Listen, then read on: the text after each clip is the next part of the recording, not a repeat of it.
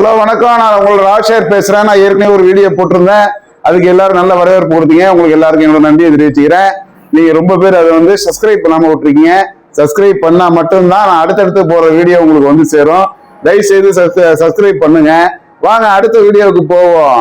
பாருங்க, அடுத்தது நம்ம எங்க போறோம் அப்படின்னு பாத்தீங்கன்னா, கோயம்புத்தூர் மாவட்டத்தில் இருக்கிற மகரிஷி வேதாந்திரி மகரிஷியை பத்தி கேள்விப்பட்டிருப்பீங்க. அவரோட ஆழியார் அறிவு திருக்கோயிலுக்கு தான் நான் உங்களை அழைச்சிட்டு போறேன். நான் கிட்டத்தட்ட என்னோட 34வது வயதுல நான் அங்க போனேன். கிட்டத்தட்ட 20 வருஷத்துக்கு மேல அங்க எனக்கு தொடர்பு ஏற்பட்டுச்சு. அது ஒரு தனி பாதை. வாங்க அந்த பாதையை உங்களுக்கு நான் காட்டுறேன். வாங்க அறிவு திருக்கோயிலுக்கு போவோம். வணக்கம். நம்ம இப்ப பார்த்துக்கிட்டு இருக்க இடம் கோவை மாவட்டம் பொள்ளாச்சி அடுத்துள்ள ஆழியார் ஆன்மீக கல்வி மையம். இது பாருங்க, வரவேற்பு. இங்கே போய் உங்களுக்கு தேவையான டீட்டெயில்ஸை கலெக்ட் பண்ணிக்கலாம். அனுமதி வாங்கிக்கிட்டு நம்ம இந்த வாசல் வழியாக உள்ளே போகணும். கார்லாம் போகிறதுக்கு இந்த கேட்டை திறந்துடுவாங்க. உள்ளே சாதாரணமாக போகிறவங்க வர்றதுக்குலாம் சைடு கேட்டு ஒன்று இருக்குது. செக்யூரிட்டிலாம் 2 பக்கமும் இருப்பாங்க.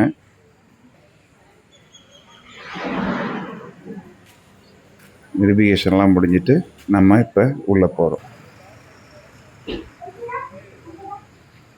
வாசல்லே அமைக்கப்பட்டிருக்கிற அறிவிப்பு பலகைகள். வெளியூர்காரங்கெல்லாம் வராங்க பாருங்க. எல்லாம் அந்த யோகா கிளாஸ் தான்.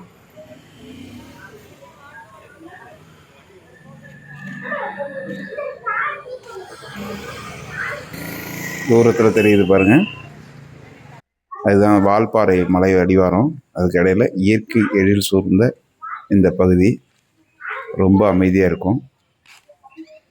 என்ட்ரன்ஸில் உள்ளே போனோன்னு பார்த்தீங்கன்னா இந்த பில்தரை அமைக்கப்பட்டிருக்கு. இது மெயின் ரோடு. உள்ளே நுழைஞ்சோடனே நேர்த்தியாக வடிவமைக்கப்பட்ட ரோடுகள். 2 பக்கமும் பார்த்தீங்கன்னா குரோட்டான்ஸு, பூச்செடிகள்.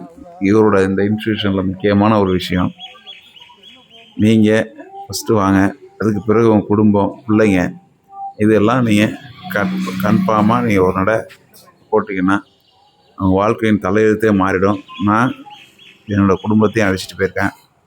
பல கோர்ஸ் அங்கே போய் நான் பண்ணியிருக்கேன். அதனால தான் என் வாழ்க்கையில் ஒரு மாற்றமே வந்துச்சு. நல்ல அறிவுபூர்வமான சிந்தனைகள் வந்துச்சு, ஆரோக்கியமான வாழ்க்கை வந்துச்சு.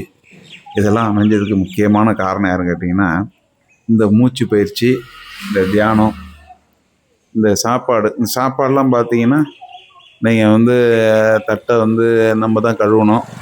பறவைகள் பலவிதமான ஒலிகளை எழுப்பி கொண்டே இருக்கும்.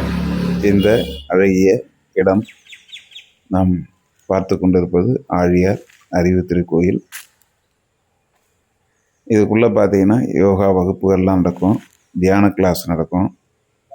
இங்கே ஒரு கட்டுப்பாடான வாழ்க்கையை நம்மளை கொண்டு போவாங்க. எடுத்த வேகத்துலேயே நம்ம செருப்பு வைக்கிறதுக்குன்னு ஒரு தனி இடம் ஒன்று இருக்கும். அங்கே போய் நம்ம செருப்புலாம் கழட்டிட்டு கால்கள் அனுப்பிட்டு உள்ளே அலோவ் பண்ணுவாங்க. பாருங்கள், தூய்மையான காற்று, மலையடி வாரம், ரொம்ப பிரமாதமாக இருக்கும். இங்கே போயிட்டாலே நம்மளுள்ள உள்ள டென்ஷன்லாம் நம்மளை விட்டு போயிடும். காலையில் இங்கே 4 மணிக்கெலாம் எழுந்திரிச்சிடணும். குளிச்சுட்டு 5 மணிக்கெல்லாமே நம்ம இந்த தியான கிளாஸ் ஸ்டார்ட் ஆகிடும். ஆழியார் அறிவு திருக்கோயில் மனவள கலை மையம் தான் அது. வாழும் கலை பயிற்சியை பற்றி நிறையா யோகா குருமார்கள் நம்மளை பற்றி சொல்லியிருக்காங்க.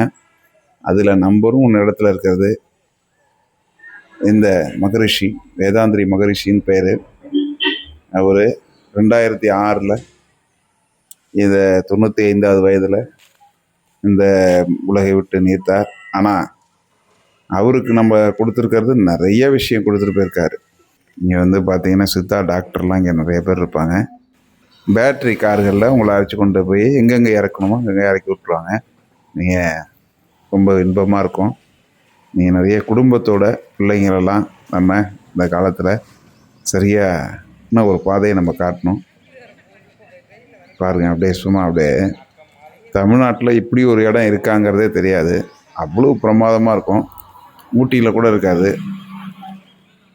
பாருங்கள், என்ட்ரன்ஸ்லேயே பாருங்கள் என்ன பிரமாதமாக இருக்குது பாருங்கள். சைட்லாம் பாருங்கள். இது ஃபுல்லாகவே இது மாதிரி ரொம்ப இயற்கை வந்து ரம்மியமாக இருக்கும். விளக்கு, இந்த மாந்தோப்புகள்லாம் பார்த்தீங்கன்னா இது மாதிரி கட்டைகள் கட்டப்பட்டிருக்கும். இயற்கையோடு கலந்த வாழ்க்கை முறை. மாமரம் பூத்து குலுங்குது. எப்போ பார்த்தாலும் இங்கே ஆட்கள் வந்து அதுக்கு தேவையான தண்ணீர், மருந்து எல்லாம் வச்சுக்கிட்டே இருப்பாங்க. நம்ம அந்த மாந்தோப்பில் அருமையாக வாக்கிங் போய்கிட்டே இந்த பக்கம் உட்காந்துக்கிட்டு தியானம் பண்ணலாம். பாருங்கள், நல்லா மாமரங்கள் பூத்து குலுங்குது. பூ வச்சிருச்சு. இன்னும் ஓரிரு மாதங்களில் மாமரங்கள் காய்க்கிறோம். தரையிலே பூக்கள் வச்சிருக்கு பாருங்க. தரையிலேருந்து ஒரு கிளை வந்திருக்கு, அதுலேயும் பூக்கள் வச்சிருக்கு.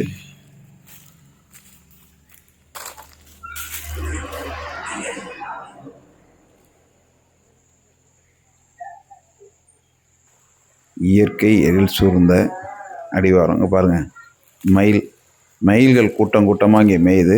வாழைத்தோப்புகள் இருக்குது. தண்ணீர் அதுக்கு பாய்த்து கொண்டிருக்கார்கள். அது பாருங்கள், இடையில ஒரு மயில். அங்கே பாருங்கள், நம்ம வர்றதுன்னு கூட தெரியாமல் பயம் இல்லாமல் அது அங்கே நின்றுக்கிட்டே இருக்குது. அது கிட்ட போயிட்டுருக்கோம்.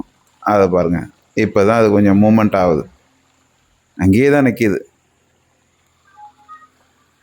இங்கே இல்லாத விருட்சங்களே இல்லைன்னு சொல்லலாம். தென்னை மரங்கள்,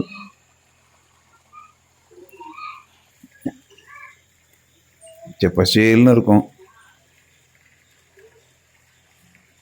குரூட்டான்ஸ் பார்த்தீங்கன்னா எல்லா வெரைட்டியும் வச்சுருக்காங்க. பாருங்கள், இதை நீட்டாக அப்படியே ஒரு கிலோமீட்டர் கணக்கில் வச்சுருப்பாங்க. இதுதான், இதெல்லாம் ஒன்றும் பார்த்தீங்கன்னா வெளிநாட்டுலாம் கிடையாது. இது நம்மளோட தமிழ்நாடு தான். பாருங்கள், பின்புலத்தில் தெரியறது தான் வால்பாறை. ஆனைமலை புலிகள் சரணாலயத்துக்கு கட்டுப்பாட்டுக்கு கீழே இருக்குது. இதுலேருந்து 1 கிலோமீட்டரில் தான் வனவிலங்குகள் நடமாட்டம் அதிகமாக இருக்குது. ஏன் இங்கே கூட யானைகள்லாம் வருது. குறிப்பாக இங்கே பார்த்தோன்னா இந்த அமைதி பூங்கா, இங்கே யாருமே பேசவே கூடாது. அமைதியாக தான் போகணும், அமைதியாக வரும்.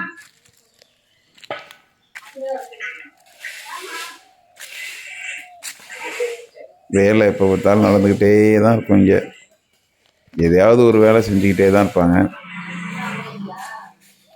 Car parking area.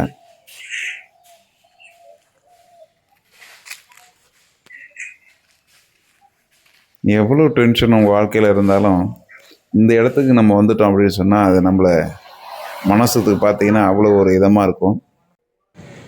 இதுக்கு வெளியில் உள்ள வால்பாறை போகிற ரோடு, அதுக்கு பக்கத்தில் பாருங்கள் கௌரி கிருஷ்ணான்னு ஒரு ஹோட்டலு. நல்ல சுவையான உணவு வகையெல்லாம் கிடைக்கும். இங்கே வரவங்களாம் இங்கே அதுக்கு அதிகபட்சமாக இங்கே வந்து எல்லாம் சாப்பிடுவாங்க. உள்ளே தனியாக தங்குறவங்களுக்கெல்லாம் தனித்தனியாக ஏற்பாடு, தனியாக பணம் கட்டிடணும். அது அங்கே கொடுத்துருவாங்க. இரவு நேரம் ஆரம்பிச்சிருச்சு. பாருங்கள், மின்னல் அடிக்குது பாருங்கள், மழை வரப்போகுது. விளக்கோலியில் அப்படியே ஜொலிக்குது பாருங்கள். அப்படியே ரம்மியமாக இருக்கும். சுவிட்சர்லாண்டு, தமிழ்நாட்டோட சுவிட்சர்லாண்டு தான் இது. இது ஒரு ஆழ்நிலை தியானக்கூடம். அண்டர் கிரவுண்டு தவம்னு இங்கே உள்ளே இருக்குது. அதெல்லாம் தீட்சை எடுத்தவர் தான் போகலாம். இது ஒரு இரவு நேரம். தமிழ்நாடு மட்டுமல்ல, கேரளா, கர்நாடகா, ஆந்திரா, பார்த்திங்கன்னா எல்லா ஸ்டேட்லேயும் உள்ள அரசு அதிகாரிகள், பேராசிரியர்கள், கல்லூரி மாணவர்கள், மாணவிகள் எல்லாரும் வந்திருப்பாங்க. எல்லாருக்கும் இங்கே பயிற்சி இருக்குது. பாருங்கள், தமிழ்நாட்டோட அடுத்த வாரம் கூட இப்போ சொன்னாங்க, இருக்கிற அவ்வளோ ஜட்ஜிகளுக்கும் இங்கே ஒரு தியான வகுப்பு இங்கே இருக்குது. ஏன்னா அவ்வளோ மனசுக்குள்ளே அவ்வளோ டென்ஷன். காலை நேரம் பார்த்திங்கன்னா தியான கிளாஸை முடிச்சுட்டு அடுத்த வகுப்புக்கு போயிட்டுருக்காங்க.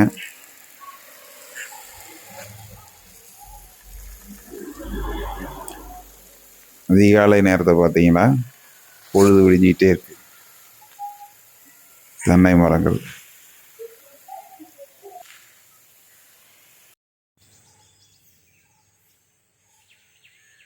இப்போ ஒரு முக்கியமான இடத்துக்கு வந்துட்டோம். இதுக்குள்ளெல்லாம் நம்ம போக முடியாது, வெளியிலேருந்தே ஷூட் பண்ணுறோம். இதெல்லாம் இந்த உணவு தயார் பண்ணுற இடம், சமையலறை கூடங்கள், இது தியான கூடங்கள், இருக்கும். பார்த்துங்க, பார்லிமெண்ட் வடிவத்தில் அமைக்கப்பட்டிருக்கும். எவ்வளவு பிரமாதமாக தமிழ்நாட்டில் ஒரு இடம் இருக்குது. இதுக்கு யார் யார் போயிருக்கீங்க? யாராவது அந்த பக்கம் போயிருக்கீங்களா? நம்ம நிறைய கோயில்களுக்கு போகிறோம், நிறைய சுற்றுலாத்தலங்களுக்கு போகிறோம். நம்ம இந்த இடத்துக்கு ஒரு நட நீங்கள் உங்கள் வாழ்க்கையில் நீங்களும் உங்கள் குடும்பத்தாரையும் வந்து தங்கி பாருங்கள். நன்றி, வணக்கம். உங்களை அடுத்த நிகழ்ச்சியில் சந்திக்கிறேன். நன்றி.